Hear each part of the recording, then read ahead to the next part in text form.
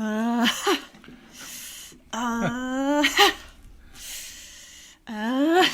Right. What are you doing? What's wrong? oh no. It's my trusty cape. It got stuck in this phone booth. Right. You told me you had an opening bit, and that's what you had. You know what? You didn't have one, so that's what I went with. First thought, worst thought. What can I say?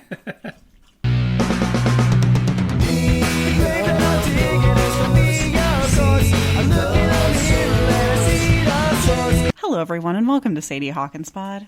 Hello, everyone, and welcome to Sadie Hawkins Pod. Well, how you doing? Okay.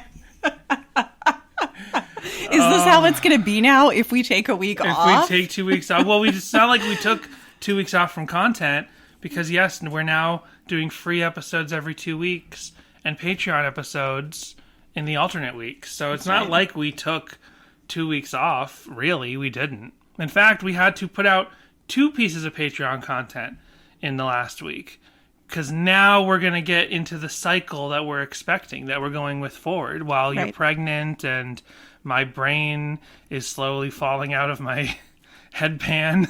Right. That's quite a way to put it. Work's just very intense, so I'm like mentally exhausted, but I'm glad to be here talking about a song that nobody's ever heard, which is not true. Tons of people have heard. Not tons. Plenty of people have heard it. But yes, well, I'll just have to start. You know what? When we take our 2 weeks between regular episodes, I'm going to have to spend that week listening to old episodes so that I stay in the swing of things. That sounds good, actually. Keep it fresh. Listening to myself prattle on and cut you off. And when I listen to our show to quality check it and stuff, I'm like, oh, shut up, let her talk. I'm a bigger fan of you. Even though when I'm sitting at this table, I'm clearly a bigger fan of myself. That's how it happens. Well, no, it's not really any top of the show business because no voicemails or anything. I was trying to think, is there anything we need to It's been pretty update? Quiet in the fandom, right? In Relient K fandom? Yeah, no big things. Oh, there was... Sorry, we're talking about my cape got stuck in the phone booth, so I understand that you got a little confused there, that I could be talking about DC one of fandom. many fandoms. Oh, there's big doings in DC all the time. We'll talk about that Sure. just a little bit. With all the stuff going on there, Warner Brothers just sucking, Right, just right. being bad at everything. But no, Danny, what stinks more, Warner Brothers or this song? I'm kidding. I'm kidding. It's fine. I'm just glad to have unreleased Relient K. So something, did you ever hear this song before? I can't believe we're launching into it. We're only 3 minutes in. I was trying to find something else to talk about for the top of the show, and then you just launched into your setup into the song. Had you ever heard this song before? No. You never heard it at all? No, I mean, well, I had heard of it. So what's funny is that apparently I thought we were going to do this song back in October of 2021 because I had already had a note with all my deep dive in my phone. Okay. Already done for me. And then Nice. I repeated my deep dive just to be Jessica. sure. Yeah. I repeated my deep dive just to make sure nothing new popped up. But you didn't do any work this week. You just outsourced it to your past self. This is this is another one of them rare tracks, another one of those deep cut, unreleased songs. But unlike Snake Charmer, sorry, go ahead, what were you going to say? Oh, no, I was just going to say that I love that the image associated with this unreleased track is from the era of Matt, John, and Dave. Even though if you listen to this song, it is absolutely not from that era at all, because there's a little bit of British Teasin in there. Right. So this is a unreleased track that is most likely from around the time of the first album. Unlike Snake Charmer, this was sort of publicly released in a somewhat official capacity. Snake Charmer, which we talked about when we talked about Snake Charmer, was a song that the band has never really acknowledged to anything that we found. and it was just like leaked as early as original Napster. Now my cape is stuck in a phone booth. I don't know. I did some real like deep diving to try to figure something out about Snake Charmer, and we ended up having to just kind of like fill things in from context clues. Mm-hmm. This definitely is from early in the band. It's not. It's got to be demo era. It's got to be like demo era or during that time when they had their. What was that called? The deal, the development deal with Goatee or something like that. This is a very, very early demo. And it's funny because when you put it on the other day, I hadn't listened to it since I did notes back in 2021. Okay. And so when you put it on again, and it was in like October of that year as well. So when you put it on again, at first I was like, wait, is this Snake Charmer? And then I was like, oh no. No, because it didn't open. It didn't open with that that questionable cultural appropriation. Yeah, I had already forgotten about that. But so this song was sort of released in a semi-official capacity in that I believe, I don't know if you found this in your deep dive, that this was included in the digital scavenger hunt to promote Bird and the B-Sides. Did you find information about that? I might have. I have I have a Reddit post that has a link to a Dropbox track with this in it, so it might give that detail there. And that Dropbox might not be active anymore, right? Gotcha. Dropbox, I have a different version of the track. Well, I'll talk about what versions of the track exist in a minute, but this was, we've never actually understood exactly what that digital online scavenger hunt was. We hear about it all the time, and I'm sure some people have been involved. Please, if you were a part of the online scavenger hunt to promote Bird and the B-Sides, call us up and explain just what was it. Practically speaking, like, what did you do? Yeah. How did you find things? Yeah, how did you get to each, like, site that had whatever hidden stuff on it? So I guess it was some sort of creative digital promotional thing where you start on some website and then you have to find your way to other websites, and on those websites, or maybe you had to type things in, or maybe they were passwords, or maybe it was just a URL you put together, and then you would find, I guess, MP3s of songs that didn't get released on Bird and the B-Sides. Is this like the old Donnie Darko website where you had to be like super deep in it to like access it because you had to answer like a bunch of questions in order to get in? I think the internet has a lot of history of those like cryptic websites that are designed like puzzle boxes. Mm-hmm. I think there's a bunch of examples of those sort of things that I just don't know personally because I was never involved in them. So was this one of those, or was it an actual scavenger hunt where you had to go site to site to site to site? I don't know. We don't know. That's what I'm saying. I know as much as you do. Someone out there knows. Someone who took part in the digital scavenger hunt for Relient K from around 2008-ish. Call us up, explain it, or email us, or something. We got to figure out exactly what this was. So we know you're out there, whether you listen to us or not. So if you know someone who did this and doesn't listen, turn them in. Are you now, or have you ever been a member of the Relient K online scavenger hunt party? So this was apparently one of the prizes you could find from that digital scavenger hunt, and I guess that's why this song exists online today. Unlike Snake Charmer, which we had to speculate was probably like a demo. It was definitely, Snake Charmer was a studio live demo. Like, it just feels they did not track that song, Snake Charmer. So it was probably passed around between friends or something of Relient K, personal friends, and then found its way online. This, if it was leaked before the scavenger hunt, I'm not sure, but apparently it was part of the scavenger hunt, and that's why it's kind of around today. Now, the version that's uploaded, when you actually go search, there's nothing for this song, by the way. We do have one exclusive cover coming up later. But when you go look on YouTube for Relient K Phone Booth, there is only one video, and it is a fan upload of the song from 9 years ago, uploaded by Andrew Finch. Unfortunately, and it has 1.7 thousand views. Unfortunately, Andrew Finch's upload of the song has these like digital stutters.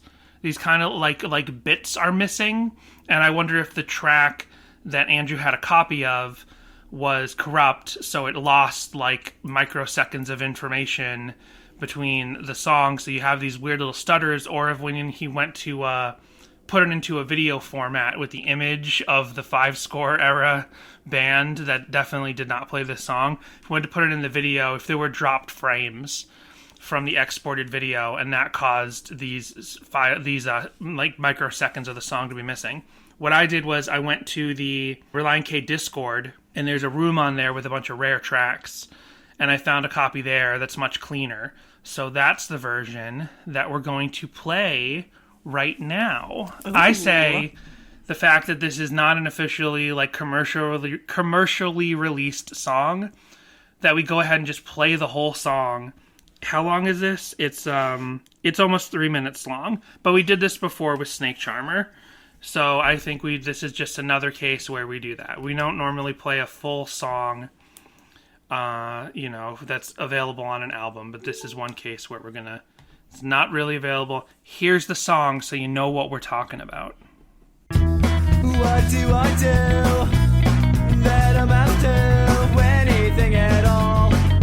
Wake me if I fall asleep. My goals are what they should be, but my mind will have to change. See things another way. I'll be taking the forward to take the action in this war. Jumping into the ring and taking control of everything. The grave that I'm digging is for me, of course. I'm looking in the mirror and I see the source. I follow my problems, gotta change my ways. I need God's love, I need His grace. The grave that I'm digging is for me, of course. I'm looking in the mirror and I see the source. I follow my problems, gotta change my ways. I need God's love, I need His grace. I'm gonna change my ways, yeah, today. I'm gonna change my ways. Once again, I've fallen into sin. It's like a quicksand around my soul. The more I struggle, the stronger it holds onto me. I wanna be free. Wanna be able to see that there's another way.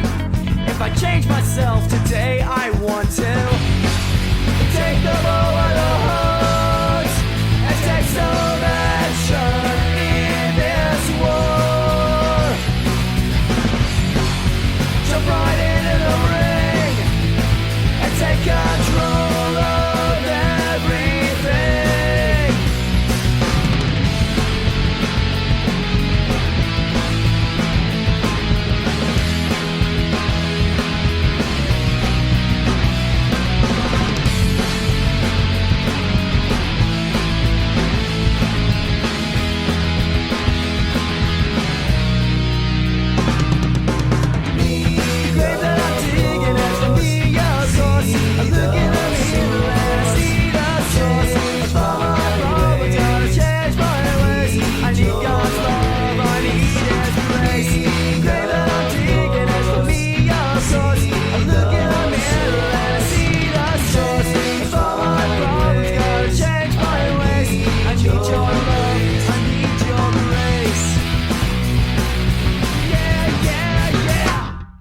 We were just behind that edit in of the song, just like criticizing the lyrics that were uploaded to AZ Lyrics. Well, because you have to take it with a grain of salt, because obviously this is an unreleased track, so there's no official lyrics out there. So Right. It's just people writing It's what just they could suss first out. but it's just first to the goal. Yeah. Whoever kind of like sat down, typed out what they thought the lyrics were, and got them uploaded to azlyrics.com. And then other is just- lyric websites picked them up, spit them back out yeah. again. So there are some inconsistencies here that I just don't think that that's what the words he's singing. So we'll talk about the music in another little bit, and we'll talk about what the title even means in a little bit. But let's get into these lyrics. I guess let's talk about the vibe of the song first, and then we'll talk. Now that you've heard it, Yeah. let's talk about the vibe musically of the song. It's kind of skate punky. It's kind of skate punky, Like a lot of those demo songs. right? And so it definitely it has a feeling that Relient K would never have written this song any later than they did. Yeah. Like, there are certain songs on, the self-titled and on All Work and No Play that Relient K would never have written, after 2002-ish. Are you talking about Marilyn Manson, Ain't My Girlfriend? I don't just mean lyrically, I mean musically. There are songs that I think that they kind of experimented on, especially on the self-titled album. They kind of experimented with different songs, different ideas of what a Relient K song could be. And then I think that sound got kind of codified by Anatomy and definitely by Two Lefts. And then, what a Relient K song was clearly defined. But with the self-titled, Balloon Ride, Softer to Me, those kind of songs aren't the type of songs you necessarily would expect Relient K to write and perform later on. So this kind of goes in line with, this feels in line with that, where like this isn't the kind of song I would expect Relient K to have written any later than they did. Although I think it's interesting because lyrically, I think the first two verses are themes, like are lyrics that could come up again. I think it's a theme that we would definitely see over and over again throughout Relient K's career. This is like quintessential lyrically Relient K. It's just, or it's very beta version, but very clearly not less amateurish than some other lyrics. There's some amateurish elements to it. Yeah, but I just meant really just those first two verses. Thematically, this is definitely Relient K's song. Musically, it kind of starts with this, like, maybe Midwest emo sort of inspired, sort of post-hardcore inspired little guitar thing in the background. You and your Midwest emo. Well, I really think that was probably an influence, not on this song as a whole, but probably just like the way it starts with this strange little angular, like repeating guitar effect in the background, and then the vocals are a little inharmonious to exactly what that is, and then it kicks into gear into a skate punk song just a couple more seconds in, and then they return to that slightly angular guitar effect, like notes thing later. I think that this is just a combination of a bunch of kind of influences that I could imagine them having around 2000. Because this also, when it gets into the skate punky part, it has a feeling to me of like early Green Day, like 39 Smooth Green Day, like no later than that. Not that this sounds like a first album Green Day song, but this just sounds like this song sounds to me like it was written by someone who listened to a lot of Green Day's first two albums and listened to like, Knapsack and Promise Ring and Braid and those kind of Midwest second generation emo bands that we talked about with Jimmy Eat Pod when we had them on for our Anchorage episode. It feels like just a little bit of a stew of those influences. And I was also thinking about I'm not really familiar with the band No Knife, but they are definitely in that post-hardcore, angular, second-generation emo thing, that Scrams thing that we've been talking about since the Anchorage episode. And apparently that band was a big influence on Relient K. And now I want to check them out more. I listened to them a little bit, and I'm like, yeah, there's kind of that thing that I'm talking about here. But Thiessen, on his appearance on the Less Than Jake Guys podcast, mentioned that No Knife was an influence on Be My Escape. Oh, interesting. And then, we never talked about this, but after both parts of our Sadie Hawkins dance episodes, I found footage of Relient K performing Sadie Hawkins dance at the 2001 Cornerstone, which is not a Cornerstone that we've ever seen. Interesting. I got confused on the date because when I went ahead and tweeted it, but basically, like, that 2002 is the first full set of Relient K performing at Cornerstone that we see all the time. But apparently on YouTube, there's one video of them performing at the 2001 Cornerstone. We had never seen this before. It's them performing Sadie Hawkins dance. And I think it's Hoops is wearing a No Knife t-shirt. So apparently No Knife was a very big influence. Wow. And since they're kind of that twinkly emo thing. I think that was probably an influence on this song. That video is super cool, by the way. You gotta go see it because they got like bleached hair. They look very punk comparatively to even just a year later. Like they look more punk. Steven's in the band still, and and I posted it to our Twitter, and Hoops replied to it saying like, "This is this is really cool." He didn't say I don't remember this. He's like, "This looks really cool. We look so punk," and he mentioned the No Knife T-shirt, which is why I picked this up. And, I don't know. Anyway, I think this is a little mishmash of late 90s influences that stretch back to the early 90s. I guess we're just talking about the music now, and then we'll get back to the lyrics. I like the little harmonies that come in. I guess there's like a pre-chorus and a chorus, right? I think there's a verse, a pre-chorus, and a chorus. We don't have Genius to help us out here. Yeah. But I think it's like, what do you do? Like the first part, I think, is the verse. Then the bouncy part is the pre-chorus. No, wait. I've confused if the bouncy part comes before the fast skate punky part. But whichever. I think one of them is the I think it goes verse, pre-chorus, chorus. Verse, pre-chorus, chorus in that order. And then there's a bridge, which is kind of like a... Call us up. Let us know we're wrong. I didn't like dissect the song's structure. And then there's it's sort of a solo, but it's just like a driving downstroke. So it's not a guitar solo. It's just a bridge section, an instrumental breakdown section. And I like the harmonies. They feel ambitious. There's a when he's singing when I feed my horse. There's the lyrics, right? When he's singing that part, the bouncy part, and then underneath. What is it with Relient K horses? I know. When he's singing that part, underneath, you hear what I think is Thiessen and Hoops and whoever else was doing vocals in the band then, Steven, maybe, like, going, like they're just singing underneath.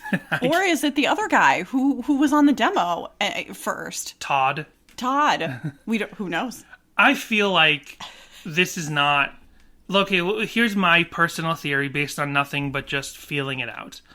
I think this was recorded after they got signed to Goatee. I think this was probably recorded during the development deal.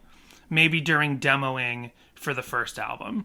Because he's not doing full-on British Thiessen, but he's still got some of that effect, which I think maybe that's some Green Day influence. Oh, write that down for one of our questions for the band. You know how Billy Joel Armstrong has, like, that fake kind of fakey British thing going, but it's not so British.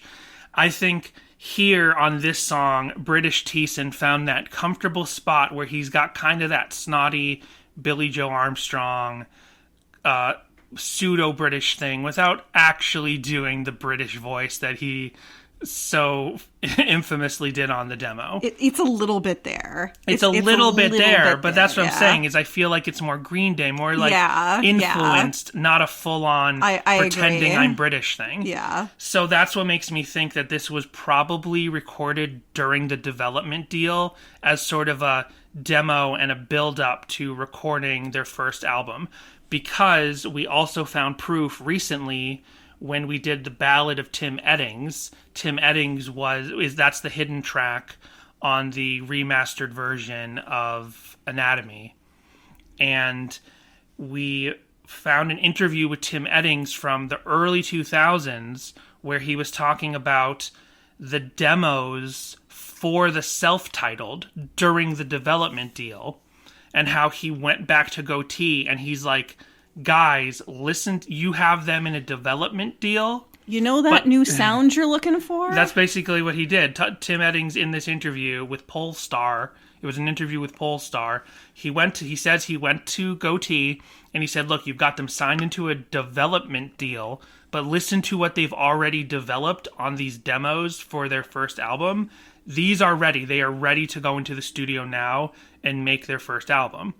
So the recording here feels confident. It feels mature. Like, I don't think that the structure of this song is very Relient K at all. I think it's a little sloppy. I think the song shows a lot of promise and has some really good things going on in this song. Drums are a little clunky. Right, but this is I think that this is a demo recorded during the development deal to show Goatee Records where they are as a band and to prove and I'm sure to Goatee Records it was basically like, keep going to the studio, keep recording, keep playing shows until you get better, and then we'll tell you when you're ready to be a real band. Right. But like I can tell they're already a real band, and that's why, Tim Eddings went ahead and went to Goatee Records and said, no, they're a real band, they're ready to end the development deal, put them on the label, let's get going. I feel like this is a kind of, if I'm right, I feel like this is probably a piece of that. This is probably something that Tim Eddings would have taken them to Goatee Records and said, listen to this song. It's already sounds mature. It's might have some edges you can sand off, but it's not rough around the edges. Like it's just a little coarse around the edges. Right. So, yeah, I like this song.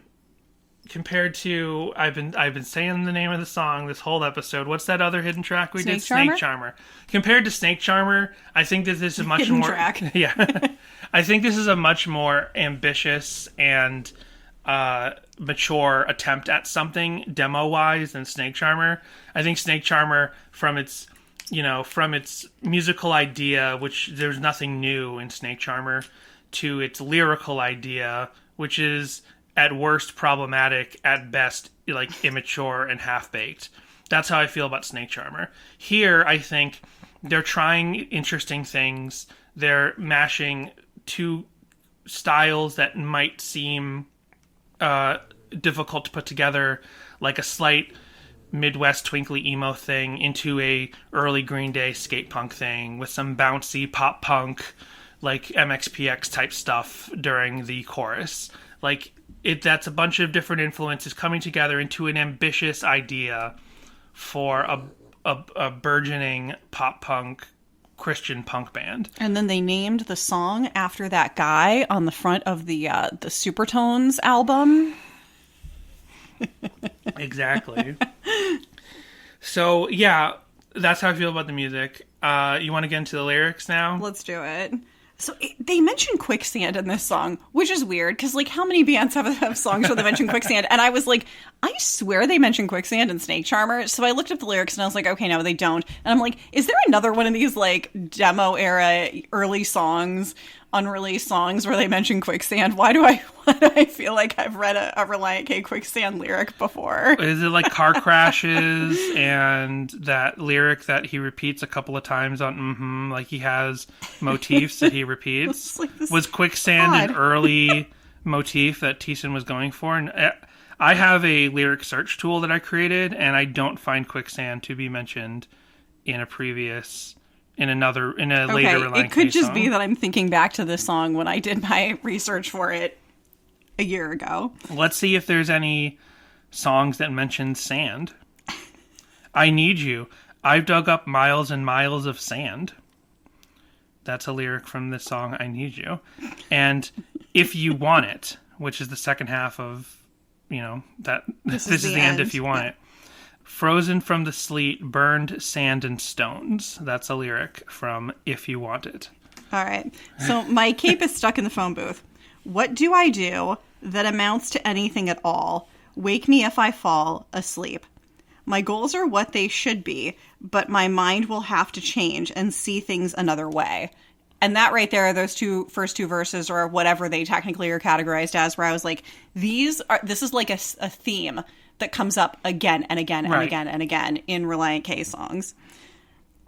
Yeah, like wake me up if I fall asleep. Wake up call. Yeah. I'll be taking just that idea of like, And my goals are what they should be, time but I have to management change my mind. Yeah, I have to time change the way, management Thiessen. exactly. I have to change the way I'm thinking. Yeah, self-help searching Thiessen.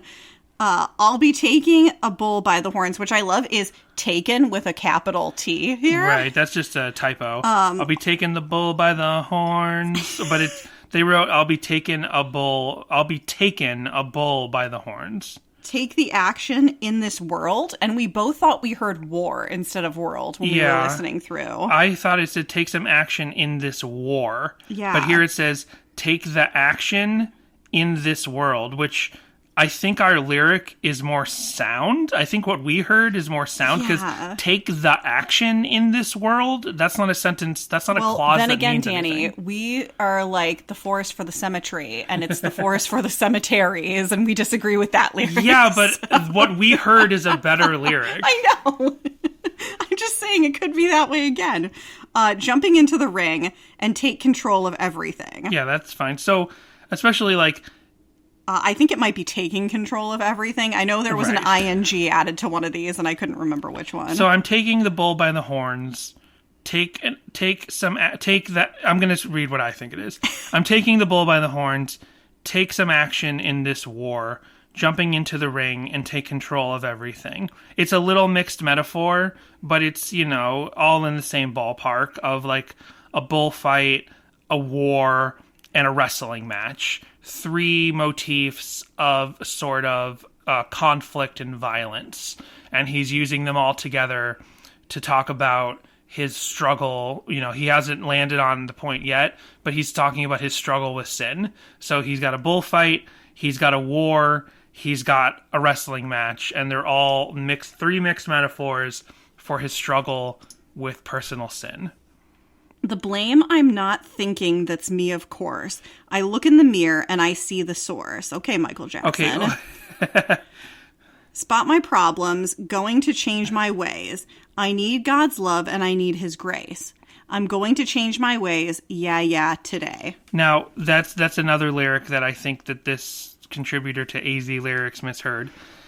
They wrote, the blame I'm not thinking, that's me, of course. I heard, the grave that I'm digging is for me, of course. Yeah, I also heard that. 100% hear, the grave that I'm digging is for me, of course. So I feel like the person who typed these lyrics up is probably a very positive person, and they could not imagine such a dark sentiment as Matt Thiessen digging a grave for himself.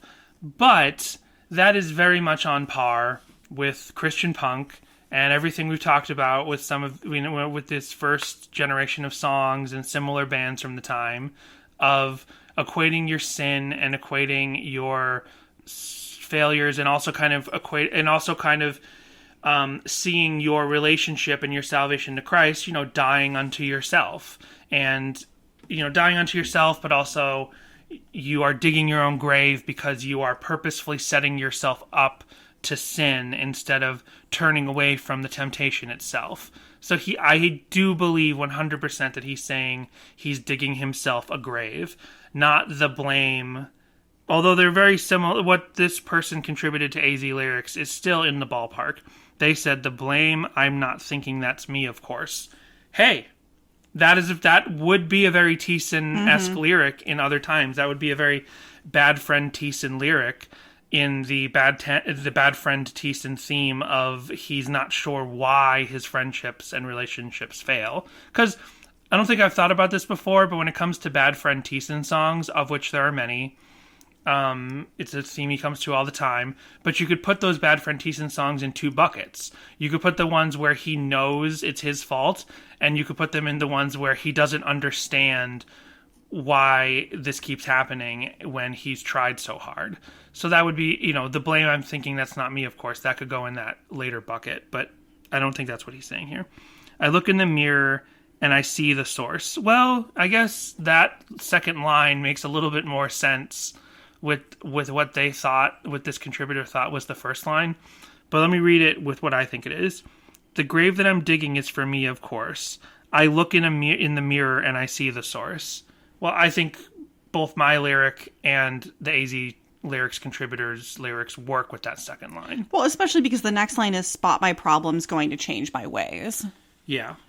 So this is an early Bad Friend Thiessen song. Like, I don't recall right now what Bad Friend Thiessen songs we've more like a Bad Christian Thiessen song. Yeah, Because you're it says, right. I need God's love and I need his grace. Right. So then the next set of lyrics is, once again, I've fallen into sin. It's like quicksand around my soul. The more I struggle, the stronger it holds. On to me, I want to be free, want to be able to see that there's another way. If I check myself today, I want to. Which I think might be a little muddled as well, Right. that last line. The idea, the quicksand around my soul lyric feels a little silly when he's Yeah. singing it in that pseudo But Green it does Day sound accent. like Thiessen. It does sound like Thiessen. The thing is, when you read it out loud, it worked a lot better just you kind of reading it as Than slam in that, poetry yeah. than in the context of this mid-90s, this Right. pre-Blink 182 pop punk style song. This like Green Day sort of thing. Yeah, like that lyric really sticks out like a sore thumb. It just feels a little silly. It's like a quicksand around my soul. Right. Like, that is a lyric that absolutely can work. There's nothing wrong with that lyric in and of itself, but I think put together in this context of this song, April snoring under the table. Hey, at least she's not begging for treats. No, she's not. Put in the context of this song with this style of music, it feels like a sore thumb. It feels out of place. But what did I say when we were listening to the song together? I went, it's like a Chinese finger trap around my soul. Right. The more I struggle, the more it holds. I don't know if Chinese finger trap is not the appropriate thing to call that. Right. Do kids today have... I guess I could have just said finger trap. Right. Hold on. Before we go on any further... That used to be what you called them. What do you call a Chinese finger trap we'll say in 2022? Okay, Wikipedia. Chinese finger trap, also known as the Chinese finger puzzle, Chinese thumb cuff, and Chinese handcuffs, is a gag toy used to play a practical joke on unsuspecting children and adults. The finger trap is a simple puzzle that traps the victim's fingers, often index fingers, in both ends of a small cylinder woven from bamboo. Yeah. It has been Those available. are fun. I had a couple of those as a kid. Oh my gosh! Oh no! I wanted to I find didn't wanna know. who invented them, but I went further down the opening paragraph, and it's okay. Before I get to that, the way to escape the trap is to push the ends towards the middle, which enlarges the openings and frees the fingers. I hope everyone out there is familiar with the finger trap concept. But here's a sentence that blew my mind: a single-ended virgin, a single-ended virgin. A single-ended version. Is that a male or a female plug? Good question, but that's what we're actually getting towards. How apropos that I accidentally said virgin when this is what I'm about to say. Oh no. A single-ended version sold as a girlfriend trap has been available since at least 1870, when it was recorded as a... I thought that was going someplace much dirtier. I guess so. But let me see. It's just like, oh, there's a girl that I like. I'm going to trap her in the finger trap, and then she's stuck with me. And then there's like a German word for this, so I guess... Hold on. The girlfriend trap version of the finger trap was called a... Girlfriend trap sounds like an early 2000s movie. That's true. The girlfriend trap was also called the Mädchenfinger, or girl catcher. but it's like, hey, I'm gonna catch the girl. I'm gonna catch her with the trap. It's the opposite of a Sadie Hawkins dance. Yeah, it seems predatory. I just want to see who invented them, because if they weren't invented in China, then it's like a name that someone gave to it in like the late 19th century in a racist way, and we should not be calling them that anymore. Right. And here's just a bunch of cultural references to them in movies and television shows. It doesn't say who created it. Oh, this is interesting. I'm just going to say finger trap, because I'm not getting information about who actually invented them and if it's appropriate to call them Chinese finger traps anymore. But finger traps have been used for for straightening Bennett's fracture, which is like a fracturing of the fingers. Oh, like they that's actually fun. have medical applications. Well, that's great. And then they also use Much them more useful than catching ladies. Yeah. And they also use them for like pulling cables through tubes and stuff. Oh, interesting. That's cool. I didn't expect to learn more about finger traps today. But that came up because of the quicksand thing. Yeah, so the last two lines are just repeats. Take a bull by the horns, take some action in this world or war, jumping into the ring, and take control of everything. The blame I'm not taking, that's me, of course. I look in the mirror and I see the source. Spot my problems, going to change my ways. I need God's love. I need his grace. I'm going to change my ways. Yeah, yeah, yeah, today. Sorry, just 2 yeahs. Yeah, yeah. Today. So this is a song about grappling with sin. That's what the song is about. It's got a lot of It's about keeping a finger trap on the down low. It's got a lot of proto. You knew where I wasn't going anywhere. I get it. It's got a lot of proto Matt Thiessen lyrical themes. I think this is probably a very ambitious song, and it kind of makes sense why it didn't make its way any further than this. But I also can see why it would be a song that they would be a little bit more proud of, giving some spotlight online as part of the digital scavenger hunt. Like, not a song that they're embarrassed by and don't acknowledge at all, like Snake Charmer. So, I think that there's some very interesting DNA of Relient K found in this. There's kind of a lot of things that come up for years to this day of Relient K's music. Their influences musically, their themes lyrically, a lot of that is found right here. And if I'm correct in thinking that this was a demo for the first album, that this was put together in the studio as part of their development deal, it shows a lot of ambition and a lot of strength for their band, and it shows that they kind of had their course set out for them artistically, and you can see how they kind of grow out of this. So this is a really interesting song that I think every Relient K fan should sort of check out. Snake Charmer is an oddity that isn't really worth checking out, except as a funny oddity that the band doesn't acknowledge. But this one is definitely more worth checking out in the context of everything I just said. One other thing you said was, the official, not official, the existing YouTube upload of this song has Matt, Dave, John, and John, and that is not the lineup that performed this song. It's just kind of an album cover that I think existed that was made by fans on those fan Dropbox and Google Drives of for putting artwork on an unreleased MP3 that doesn't have official artwork. But the version that I downloaded from the Discord server in the Rare Tracks room, it also had a different picture of the same lineup. So for some reason, this version of the band that is definitely doesn't have Dave in it.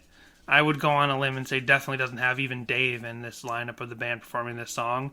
It's funny how people canonically kind of think of Relient K as John, Dave, Matt, and Matt. So that's the picture that gets put up there. I'm going to try to upload. I was supposed to upload those acoustic sessions ever since our Sadie Hawkins dance episode, and I never got around to that. I'll get around to that, and I'm going to upload to our YouTube channel the cleaner, better version of this song that doesn't have the skips, the digital skips that exist on the current YouTube upload. And I'm going to put a picture of the earliest possible Relient K that I can find with either Steven or someone else in the band. Maybe Matt and Matt as teenagers if such a picture exists. Yeah. Oh, I'm sure. Well, no, pictures of them as teenagers definitely exist because weren't they 18 and 19 when they first toured? So if there are pictures of them from 1999. Sure. Yeah. So we will take our break and listen closely so you know how to join patreon.com/SadieHawkinsPod, because for the foreseeable future, while my beautiful bride is carrying our child, and then probably after the child is born and we have no time, even more so, we will be going, like I said, Patreon content consistently every other week, free episode, alternate weeks. So if you want to keep on the Sadie Hawkins pod train, you got to go over to patreon.com.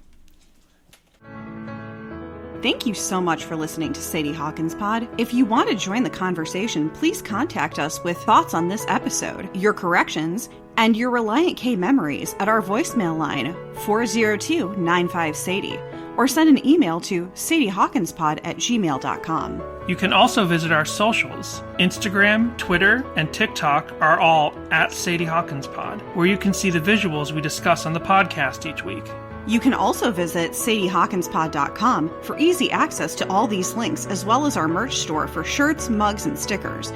And on Facebook, search for Sadie Hawkins Group to discuss our show and Relient K. It's admin by Danny, so honestly, you can probably post almost anything there. We also want to thank our patrons at patreon.com/SadieHawkinsPod, who include Samantha, Matthew, Bjorn, Emily, Isaac, Kendall, Joshua, Daniel, Jay, Joel, Connor, Michael, Samantha, Jimmy Eat Pod, This Might Be a Podcast, Tucker, and Brady. Join our Patreon now for 2 monthly bonus episodes. Unlock dozens of existing bonus eps, including K is for Karaoke songs, every chapter of the complex infrastructure known as the Female Mind Book, stickers, guitar picks, and a special Patreon exclusive shirt when you have donated a lifetime contribution of $60. Whether you join the Patreon or not, we appreciate that you have a lot of choices for podcasts out there in the world, so it's nice that you chose us. Thanks. So we went over the lyrics, and then here's where I found that there's a Dropbox with this and some other rarities on there. And then I actually have a couple of songs to ask you about, because I'm sure you've seen this and already have these written down. So this is on r/Relient K, posted 6 years ago by Zach Pledger. I think I can just answer that one of those questions right now. Okay. When we started this podcast, the weeks leading up to our first episode, I found this Reddit post, and this is one of the sources I used to devise our song list, our Google sheet that we manage. Okay, cool. All the Because the bottom of this, they've got a bunch of extensive things based on album and bonus tracks, hidden tracks, etc. So then finally at the bottom of the post it says, and finally miscellaneous. Ed Sullivan, snippets from promo disc. My cape is stuck in the phone booth. Rebuild with Switchfoot and Ruth. Show and Tell and What Can I Do? So I wasn't familiar with Show and Tell or Rebuild. Show and Tell's on our list. Rebuild is not on our list. Okay. What's funny is that in this Reddit post, some people start throwing out suggestions of covers that exist on YouTube that Relient K performed at a concert, and the people kind of managing this Reddit post will be like, no, that doesn't count. We're looking for rare tracks of Relient K just because they played at a concert. And that was one of the ethos that I approached our list with, was if it's just a song they played live once or twice or even over a whole tour, that doesn't count. Except I called a mulligan on the Office theme song. I decided they added enough original content to that live-only song that was never officially released that we added that to our list. And then Rebuild, I decided it's not really a Relient K song. I think it's a Switchfoot song that has Relient K and Ruth as guests on it. And so we didn't decide that collaborations, just like we don't do the Fang song that has Relient K on it, and we haven't done the Watashiwa songs that have Relient K marked as contributors. So I wouldn't do, on our main song list, I wouldn't do songs by other artists that have Relient K tagged on them. That I feel like is Patreon content. We did that with Black Bear. We did the Black Bear song, and we did I feel like we did the Fang song, didn't we? We haven't done the Fang song yet. We've talked about it when it came out. Gotcha. But we did the I'm so confused because Bo shows up so often to talk about it. Yeah, but we did the Andrew McMahon 3 songs that he did with Matt Thiessen with Polly Alex as a guest. So something that I kind of thought was interesting was that Zach Pledger goes on to respond to some of the comments about where things are. And one of Zach's posts is, I'm pretty sure the Ed Sullivan one was left off for legal reasons. They're talking about debating legal reasons as to why Ed Sullivan was not on there. As far as where show and tell came from, I first heard of it on this sub maybe 6 months ago. And there seems to be very little about it online, though you can find lyrics, I believe.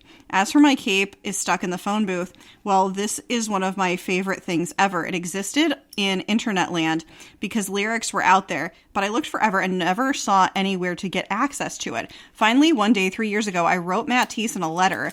In it, I asked him if he knew where I could find it or Ed Sullivan, and I gave him my email at the end of the letter. He emailed me back thanking me for the rad letter and had attached my cape in the email. He doesn't have Ed Sullivan. It was pretty surreal.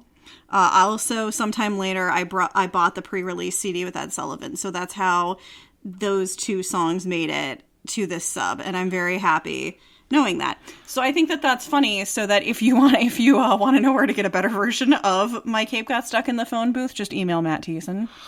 So this was 6 years ago, and 3 years before that, he asked Matt Thiessen for a copy. So and like the 9 YouTube years ago. and the YouTube upload is from 9 years ago. So maybe I'm incorrect in thinking that maybe it was show and tell that was part of the digital scavenger hunt.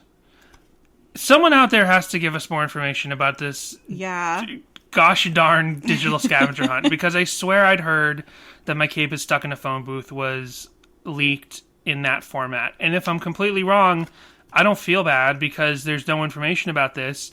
And a band like Relient K should not have this kind of information just floating in the ether undefined. Like, that's one of the things I don't have the time and the mental capacity to, like, put all this information together, but like there's got to be professional researchers out there who love Relient K. Like, there used to be that fan site, but it just disappeared. Like, could we please buy that that data from the person who let their site, the trademark.net site, die? Like, this information should be saved. Relient K should not be letting the fun little things about their history just kind of die away. Forget the fun little things about their history. The main things about their history aren't really, like, solidified in easy-to-access formats. You have to be an archaeologist if you want to learn the history of Relient K. We need an entire oral history of Relient K. Yeah, what I would really like is if they would just have a new official podcast, like Hoops and Thiessen, talking about the history of them as a band. I have a feeling they might have more downloads than us if they did such a thing. I would have no problem with the competition in the Relient K podcast market, but that would be the dream, because, like, Mike Herrera has and that's his own how podcast. we can have extra content, is that we can be like the after podcast. Yeah, exactly. There you go. We'll sum it up for you. That's a great idea. But Mike Herrera has his podcast, and it's a great source for learning the history of MXPX.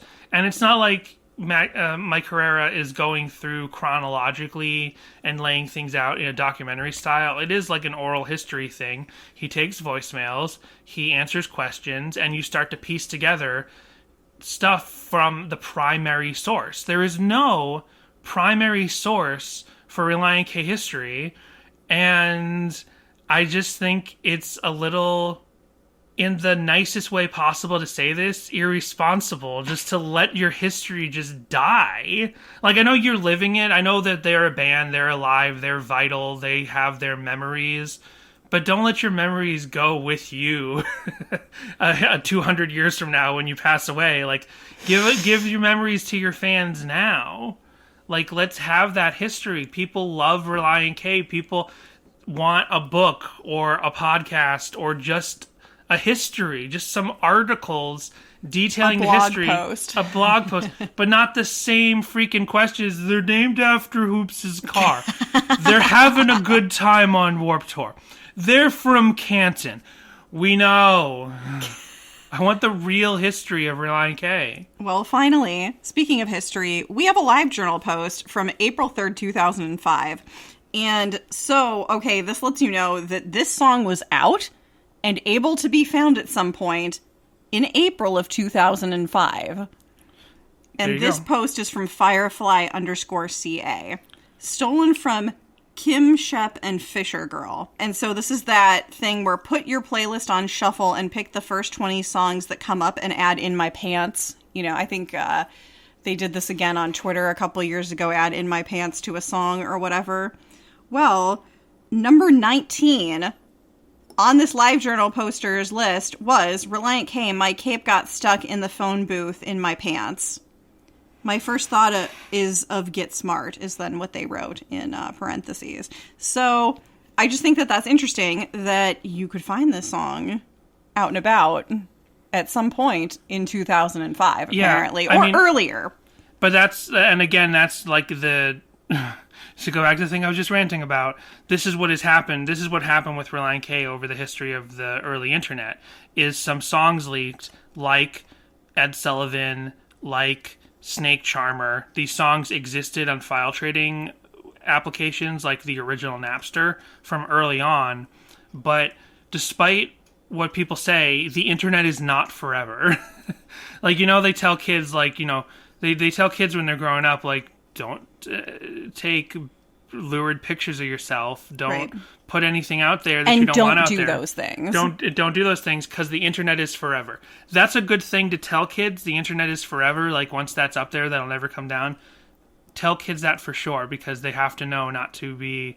Because some things are, but not all things. But the thing is, the internet itself is actually not forever, because Ed Sullivan, Show and Tell, these songs were online and then disappeared. And then you couldn't access them. And it's because some fans recently, with Discord, with YouTube... I mean, Snake Charmer just got re-uploaded to YouTube, if it ever was uploaded to YouTube, about a year or two ago. Like, these things can become lost media. I can't believe we're skating on the edge of Relient K having lost media. That is so fucking alarming, and I can't believe that nobody is as upset about this as I am. And if you're not upset, you should be, and there should be a fandom force to keep this from happening. Just think about it for one more second. There could be Relient K lost media that will never be found, but it's just barely skating on the endangered list. Like, I don't think that there's anything that's absolutely not findable that was findable in the internet originally. Like, it's all kind of been refound in the last 5 or 6 years. Right. Well, you beat this dead horse and bet on it, and I make the same joke every podcast that you do this on, so... But I know I go off about stuff, and it's ridiculous and it's silly, but this one is, like, really concerning. Right. It's like, when I rant about hidden tracks, I know I'm not going to really get certain artists to change their ways about the way they do hidden tracks on streaming today. This is why blah, people blah, blah. leave Patreon, Danny. But this one is really whatever. Yeah, this one is really serious. What, to make room for the new patrons who are ready to sign up and get a weekly dose of Sadie Hawkins pod. Of course. Can everyone out there, please, let's work together and not allow... Oh my God. Matt Thiessen himself didn't have a copy of a recording of Ed Sullivan. A band member of the band Relient K didn't have a cut track from their first album. That's what we're dealing with. These, like, I don't know what to tell you. Like, bands like, like the Beatles and Radiohead and stuff, like, nothing they've ever done, Weezer, the Beastie Boys, nothing they've ever done will ever, like, the tiniest, most insignificant thing, if it was released to the public or leaked in any format, it will never disappear from public availability, because the fans keep it alive in archives and servers and trading things in Discords nowadays. But Relient K's are, their rare media is skating on the endangered list. April's coming over to me. She's like, Dad's getting all wild and passionate. Is Dad angry? So finally, The website condoms with a z.fr came up, but I did not click into it. What? So maybe they had Relient K condoms, maybe they didn't, I'm not sure. Oh my goodness. What do you have for us, Dan? We have one cover. I haven't heard it. I'm excited. This was sent to us as a podcast exclusive. Woo! This was sent to us by friend of the pod, Adam Goff. And this was sent originally back... When did you do... Before I say this, when did you do your original research? October 5th, 2021. Okay, it wasn't that. So thank goodness we didn't do it then, because back in August of 2022, Adam sent me an MP3 of his band. He has a new band since last year. Nice. Adam Goff used to have, or still has, I don't know. Adam Goff was in Sylph, right? Now Adam is in Edgar Lee Island. So back in August, he sent us an email that said, here's Edgar Lee Island's exclusive cover. You're free to post the whole song if you'd like. And when you mention us, please encourage people to follow us on Spotify and Instagram. Heck yeah, which do is it. at Edgar_Lee_Isle.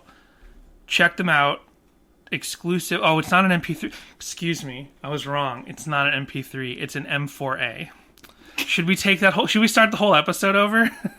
So anyway, Adam sent this... I think we need to. Adam sent this back in August, and I was like, hey, we're finally getting to the episode.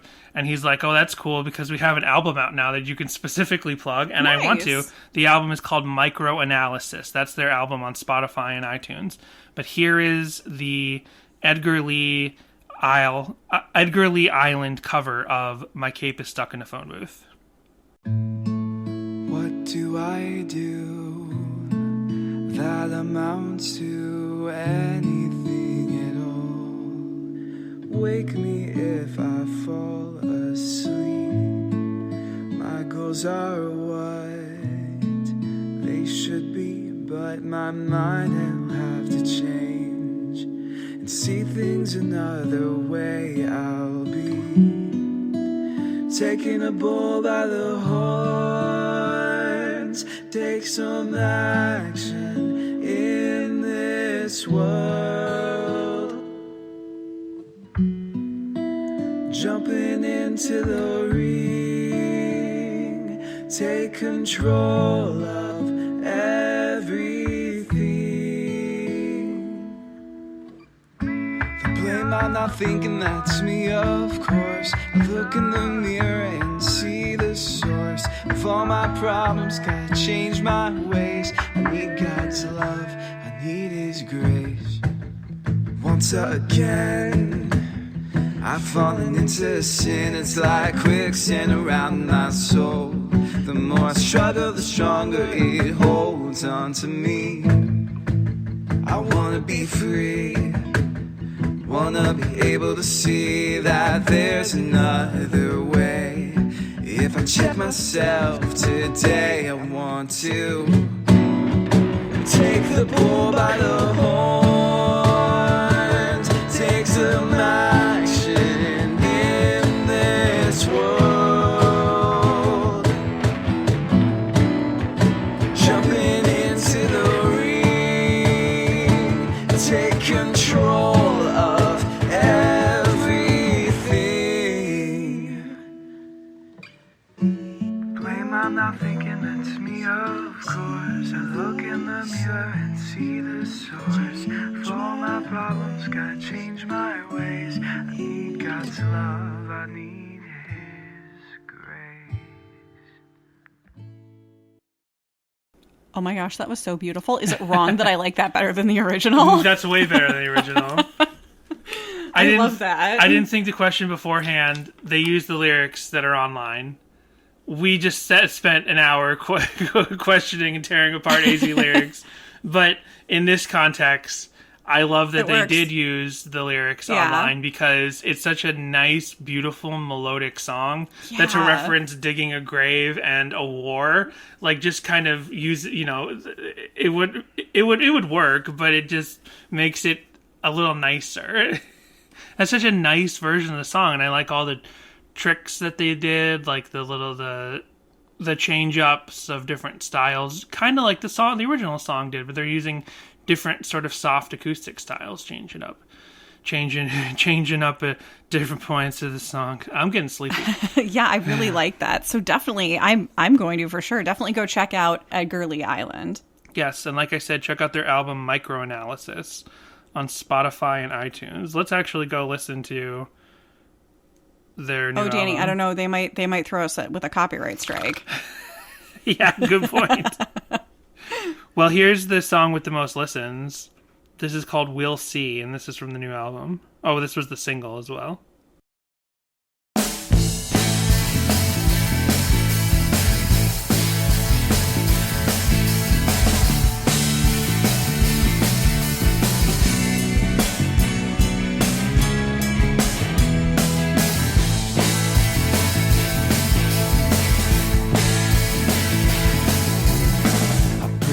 Let my heart be still. Rough starting is my special skill.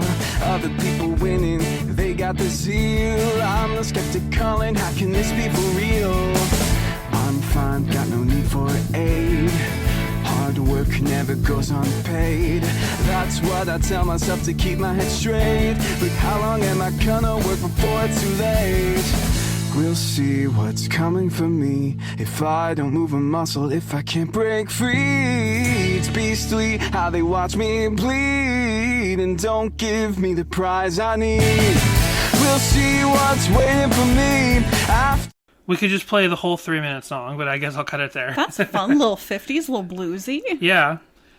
They have a playlist on, not of their music. They have an essentials? Oh. No, they have a playlist of their inspirations on Spotify. Oh, cool. That's fun. At least we made it this far. Get Over It by OK Go. Getting Into You. Get Over It. Die Alone by... I know that Eagles song. Die Alone by Ingrid Michaelson. The Happy Fits. More Relient K. Audio Adrenaline. Fall Out Boy. Teaston and the Earthquakes. More Relient K. OK Go. Courtney Barnett, Yesterday by the Beatles, and another Ingrid Michaelson song. Where's the influence of Get Over It? Late Day Eagles just rocking hard, telling all those grungy guys that, hey, you're too serious about this rock and roll. That's what that song's about, I'm pretty sure. I think I heard Patton Oswalt talk about that once. It's like, the song Get Over It by the Eagles is like... Is it the Eagles or is it a solo Eagles song? Either way, it's like... I think it's actually just Later Days Eagles. Okay. It's the point of the song is that it's actually like them telling like bands like Pearl Jam and Nirvana, like, you guys are too uptight, man. Think about the Eagles, right? The least uptight band of all time. That reminds me of documentaries, which is primarily what I watch on HBO Max, with the exception of Lois and Clark, The New Adventures of Superman, which I watch with you, and we're almost done. We're like 3 episodes until the series finale, and that made me remember that you were going to talk about Warner Brothers or DC or something. They just released... Yeah, I was in the middle of doing that for Top of the Show Business, and then we just launched into the song 3 minutes into the episode, like we don't know what the hell we're doing, talking about the song when the minutes are still in single digits. I feel embarrassed. I'm just kidding. Anyway, yes, Warner. Now we'll talk about superhero stuff, and then we'll wrap up the episode. Warner Brothers released their slate of like James Gunn's plan for the upcoming DC movies and TV shows, and there's like a Green Lantern TV show on HBO, and there's going to be like a Superman Legacy movie that's going to be like, I think it's going to be based on like Superman for all seasons and All-Star Superman, because it's basically going to be like an epic thing about Krypton and Clark growing up on Earth in Smallville or whatever. Don't get excited because it's James Gunn produced, but there's going to be a Supergirl movie that he's going to produce. In no way am I excited for that with James Gunn attached. Sorry. Because it even said in the description, and I'm like, ooh, Jessica, because Supergirl is Jessica's favorite superhero. Yep. And I know what she loves about Supergirl is that she's like even more about hope than Superman. Yeah. And the description was... Her tenet is, like, hope, help, and compassion for all. So. Right. So the description was, like, growing up on a chunk of the planet Krypton, watching her friends and family die around her. This is a jaded version of the character. I mean, we've gotten jaded Supergirls before. In the comics, In the Superman versus Alien crossover, that's what, there was a version of Kara. We talked about it years ago when you first got into Supergirl. I was like, hey, there's a version of Supergirl in the Superman versus Aliens crossover, which you don't think would work, but they send him to a chunk of Krypton that version of Kara is, like, trapped on, and that version of Argo City got infested with xenomorphs. And when Superman lands there answering the beacon, he doesn't have his powers because he's not under the yellow sun. Neither of them have their powers. So Superman is having to fight off aliens with he doesn't have no power, but his diminishing power. DC and Dark Horse Comics did a lot of really great crossovers with the DC heroes and the aliens and the Predator. The Batman versus Predator one. Hey, we're talking about superheroes. Oh, we didn't even talk about the song title. We'll double back around to that. So after we talk about superheroes, Predator versus Batman is awesome. It's a really good comic. It's just flat out a good comic. It's like you can't even believe it. Just like when we talk about how Green Day coffee is some of the best coffee in the world. And people are like, but it's celebrity coffee. I'm like, no, it doesn't matter that Green Day is behind it. It's the best coffee in the world. Batman vs. Predator is a really good Batman story and a really good Predator story. There were sequels to it that weren't nearly as good, but whatever. Also, superhero related, today as we record this, Black Panther Wakanda Forever comes out. We got to watch that. We never got to the theater. Things have been so crazy with us being pregnant and all. We just couldn't get to the theater to see a 3-hour... We've also been busy with both of us working and everything, right. So. But we couldn't get it. We were really looking forward to Wakanda Forever, and we couldn't get to the theater for it. So, are you looking up superhero-related things? Oh, I was just going to say that a fun, like, dark Supergirl story is Supergirl from 1996, where so that was, like, during the part where she was retired because of Crisis. Mm-hmm. And so this is, like, a very different... She, like, lives in Virginia. It's super weird. But basically, the like, quote-unquote Supergirl, like, the other person who was wearing that mantle at the time, like... She goes to save this girl who's, like, dying or whatever, and it's because she's part of, like, a, like, satanic cult or whatever, and so she actually saves, like, an evil version of... becomes sort of an evil, dark version of Supergirl and sort of has to come back to being good, kind of, while also she has this cult thing going on, so... It's been a minute since I read know it. about That's the mainly Supergirl just the cult. first one. I'm familiar with it. I live with it. So we didn't talk about the song title, and that'll circle us back around to Relient K, and so we can wrap up the episode.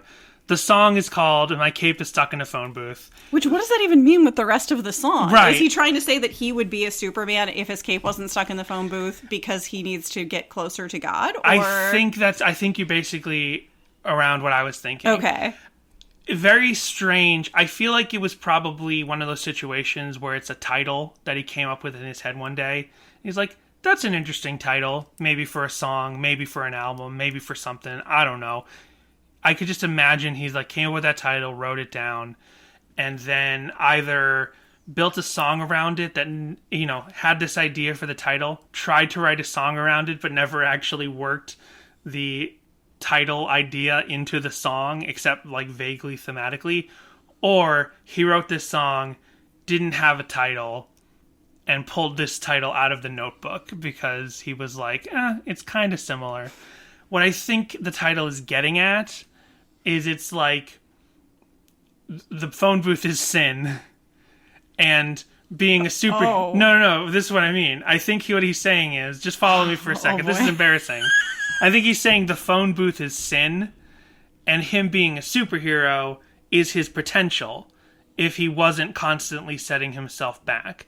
I think essentially what he's saying is that we, as humans... are a sinful phone booth. No. we as people, we as humans have the potential to fly, metaphorically speaking. We have the potential to achieve all our goals. In this context, he's saying through a faith in Christ. So he's saying Christians have the ability to soar, metaphorically speaking, and be little Christ. That's what the word Christian literally means. It means you're supposed to be Christ-like. You're supposed to be a reflection of Christ. You are supposed to be as strong and powerful and loving and kind and at peace and harmonious as Christ himself. You have the ability to get that. You have the ability to be a superhero in the context of Jesus is a superhero. I'm using air quotes over here. So I think that's what he's getting at. But like, you can't quite fly. You're not, you have the ability to be a superhero, but your cape got stuck in a phone booth because you're not paying attention and you fell back into temptation. I think that's what's essentially the idea there. Now that I've said all this out loud, it really feels like a youth pastor thing. It feels like, hey kids, you like these superheroes? Well, yeah. You know, you could be a superhero. It is from that time. Yeah, you could be a superhero through Jesus, but sometimes your cape gets stuck in a phone booth, and the phone booth, that's your sin. I think that's what he's getting at. I'm pretty sure. What do you think? Oh, I said what I thought. I said what I said. I said what I said. You know what superhero? You know what? Now that Danny, who's your favorite superhero? I know it changes sometimes. Because Right. Danny used to be a big comic book guy. Not like comic book guy from The Simpsons. Just Danny I was a used to fan read of lot Iron Man comics. before Yeah. the movie. Yeah. So I was excited. I was excited. When I met Danny, like, Iron Man was his favorite superhero, and I'd never heard of Iron Man before. And then when they announced Jon Favreau to direct the Iron Man movie, I was really excited because I'd already seen Zathura and Elf, and I knew that he has an amazing eye for mixing practical with digital and not just going full digital, right? So I was really excited, and that first Iron Man movie is really good. It's exactly what I was hoping for. Batman. I'll just say, I think it's Batman. It was my favorite superhero was always Batman when I was a kid. All right, you're such a normie. Well, whatever. I'm just kidding. I'm just teasing And it was you. Iron Man for I a love while. you. I'm just teasing you. But now I'm just thinking about this, in this context, in some like youth pastor, sermons, Jesus is kind of shown as like a superhero. He's the real superhero, kids. Right. But I never thought about it this way. Superman is kind of like stop. Jesus. He's Stop. kind of like a Messiah figure.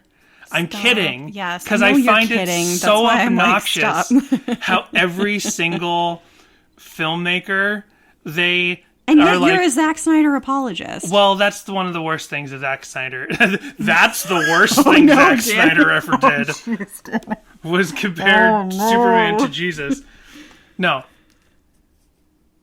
I'm not part of the Zack Snyder cult. We've gone over this. I just think Zack Snyder is a really amazing artist, but the cult around him has gotten insane.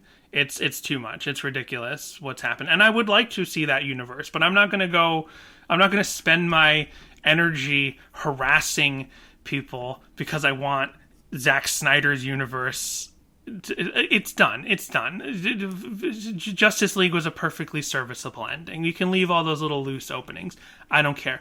Anyway, I find it obnoxious when people who are kind of outside creators from outside of the comic book world come into creating a Superman thing and they're like, Superman's kind of like Jesus. So we'll put all this iconography and kind of make this like a Messiah figure. I'm like, no, Superman's just Superman.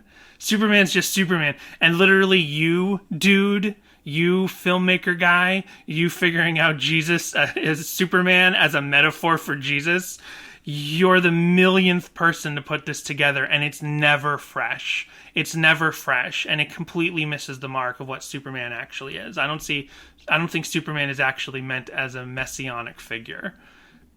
I think that's like I don't know. That's a whole nother podcast. So we'll try to have John Schneck on to talk about that because he loves superheroes. Yeah. Maybe that's why people kept putting the 5-score era picture of Relient K on this song is because they knew that Schneck loves comic books. There you go. Sorry, not to be super disparaging of James Gunn. It's just I'm not a huge fan for a multitude of reasons. Yeah, and to just see him, I'm not looking forward to seeing what he does with. I know it sounds stupid, but my favorite superhero, but like a superhero that it was the first time when I could actually see like a sort of a reflection of myself in a character, like in a superhero character, because it's really hard to, especially when you're female, because usually female superheroes only have like one personality trait. And that's I think we talked about this a long time ago, but female superheroes in cinematic movies while it's wonderful that they have a diverse like racial and background, there's a lot of diversity there. Yeah.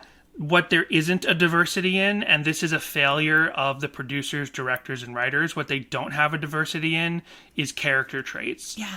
Personality. Almost all the Marvel female superheroes are written the same way. Yeah. And the male superheroes are not. Thor is like a serious guy who became a jokey guy.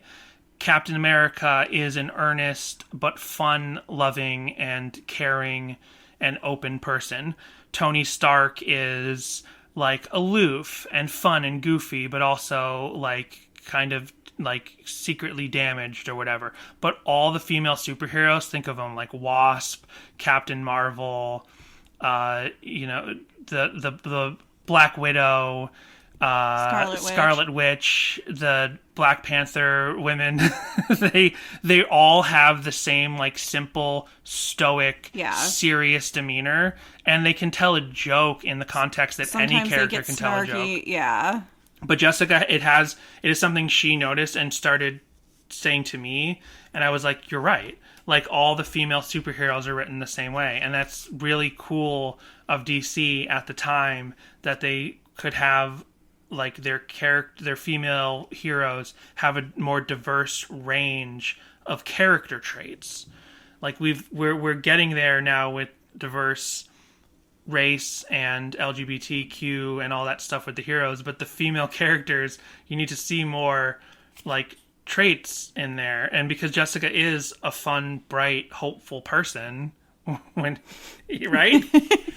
That's what you see in Supergirl. Yeah, she's just kind of like, sometimes she's written as or performed as in like shows and stuff as a little goofy. Like, she's a little naive, but also a little goofy, and has like her own sort of like street smarts, kind of. And so it's like she has more going on with her that it's like, I'm like, oh, I can see myself in that. Whereas it's like, I can't see myself in Scarlet Witch or Black Widow or any of these like very stoic, very like, oh, maybe I will say a snarky thing now, Captain Marvel kind of characters. Right. These like very one-sided characters. And Captain Marvel's character trait, like, I know that gets like attacked by trolls and sexist trolls and stuff, but it's like, if that was her, if so many of the other Marvel female characters didn't have her similar character trait, I think her stoic, matter-of-fact character trait, it makes complete sense since she has a military background. Yeah, totally. It makes sense for her. So then why do all the other characters have this cold, simple, like, demeanor? Like, why can't Wasp be a little bit more fun and bright, like she was on Lost? Like, we know. I'm not even kidding. Like Wasp's we know the actress character has the range. Yeah, Wasp's. I mean, whatever with Evangeline Lilly and what they're like, her COVID response and stuff, and how they're trying to bury her in terms of a promotion of the next movie. But I'm just saying, like, we see Kate have a really wide range of emotional cues and development throughout Lost, but she's very one note. Unfortunately, not the actress's fault. Wasp is very one note in the Marvel movies, and it should not be. It's proven that it doesn't have to be that way. We see Evangeline Lilly, what she can accomplish as an actress. even her elf character has more range and emotion. That's just sad. Yeah, that character has more of an emotional arc than anything Wasp has done. And emotional arc shouldn't just be like, I'm me and now I'm sad because something bad happened. Like, there could be emotional arc can be more. It can be like you face adversity and you face it with a smile, like Captain America does. Horrible stuff happens to Captain America, but he never loses his hope. And he shows his hope through character action and through dialogue all the time. Why can't there be a Captain America style character emotionally in a female Marvel character? Yeah. Yeah. They are setting up a number of different characters to try to be the next Captain America in these current phases, but it's like you need someone who's kind of on par emotionally with the same emotional range as And Captain they did Agent Carter really well, but you don't see her that way in Right. the movies, just in the TV series, because when you see her, when she does appear in movies, she's just there to facilitate being a girlfriend for Captain America. But I would say, but when she's out on her own in the TV verse, yeah. she's great. But even, Agent Carter in that first Captain America movie, she's the only character that really hits that thing that we're talking about. And Black Widow has her moments that we're talking about. I think Black Widow actually has the most emotionally diverse notes throughout her time in the show. In the show. What is the Marvel Universe but a giant multi-billion-dollar TV show? But oh my gosh, Wanda, she has two modes. Right. Goodness gracious. Sad and tortured, and then like Extra amped sad up and to tortured, 11. So, I don't know. Yeah. We'll see. We'll see how I'll get working on that. I'll send a letter. You do that. You know, and I would say actually She-Hulk. She-Hulk was the next one where there is more going on with that we're talking about. Yeah. It's the show is whatever you feel the show is story-wise. Like, it had its ups and its downs episode to episode. There were really good, there were highs in that show, and there were real low lows story-wise. Right. And I don't care about the politics of the stories themselves are like kind of preemptively attacking the sexist trolls and the incels. I expected the show to do something like that. It did it a bunch. I really don't care. But the filler episodes in 7 episodes? The filler episodes were torturous. Yeah. But the character was fantastic. Yeah. Tatiana Maslany, she's one of the most talented female actors of our generation. Yeah. Because what she does on Orphan Black is outstanding. Yeah. And she brought that talent, that brightness, that cleverness, that wit to Yeah, She-Hulk. she brought a multifaceted character. But again, that's in a TV show. Yeah. It's not even on the big screen. I hope when She-Hulk turns up in a film that she can have that. If she's going to be in the World War Hulk movie, or if she's going to be a part of Secret Wars or something. I hope that she keeps that same emotional, bright. Oh my core. gosh, all the female Guardians of the Galaxy, one note. They're all the same. They're all the same. They're all one note. Thank you, James Gunn. Even Mantis, who is technically like a little more open and friendly, she's still very reserved. Yeah. Just all the female characters in Guardians of the Galaxy are reserved. They all have different emotional cores, but they are all still reserved. Yeah. I don't know. So I'm not really looking forward. Gamora and Amy Pond are basically the same. I mean, Makes even sense. if they They're are sisters. yeah, it's just goodness gracious. And Mantis is brighter. She's fun. She can have certain comedic beats that the other two can't have. But again, she's like reserved. Like, what's the deal?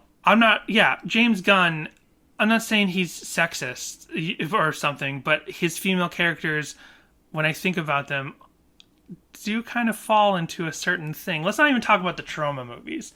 Those are something else entirely. Boy. But if I'm just thinking of like Super and Slither and these Marvel movies and Suicide Squad, like his female characters, maybe Suicide Squad's a little bit more diverse, but he's really just working with Harley Quinn, which is not a character in that cinematic universe that he created. Like, that character in that cinematic universe was already defined by Margot Robbie. Margot Robbie doing more for what we're wishing would happen in the Marvel universe with Harley Quinn than all the female characters in the Marvel universe. Yeah.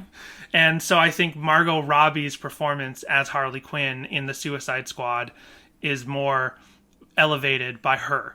by her and knowing that character, as opposed to James Gunn. If he had written that character, she probably would have been a slightly different thing, thinking of James Gunn's female characters.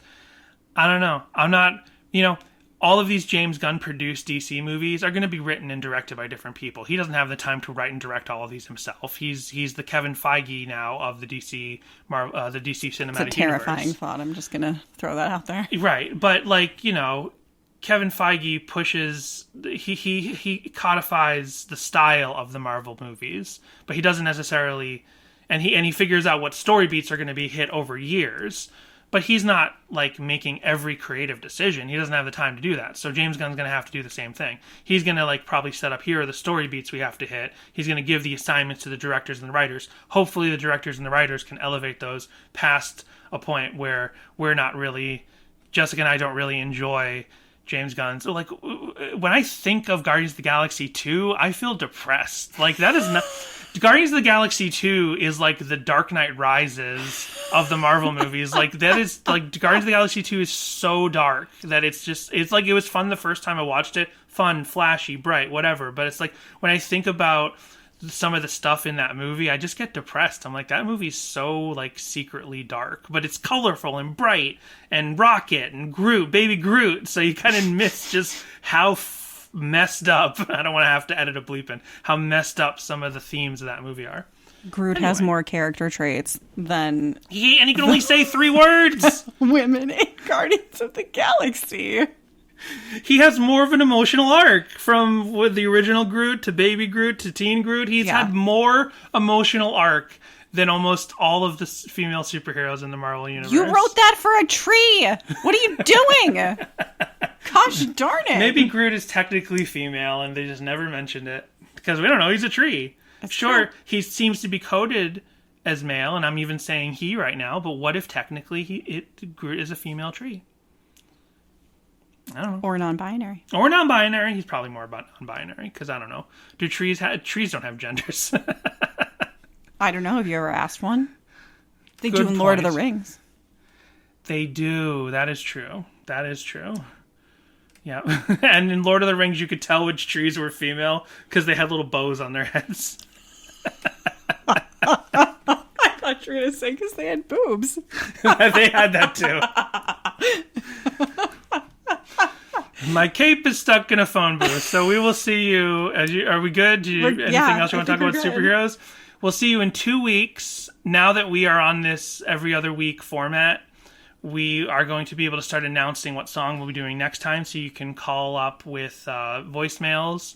You can, if you have time to do a cover. We already have a cover for the song in 2 weeks, and the song in 2 weeks is part of it from Forget Not Slow Down. That's what we'll be doing in 2 weeks. And then in 4 weeks, we'll be doing a Wind Up Bird song. We'll be doing another Earthquake song.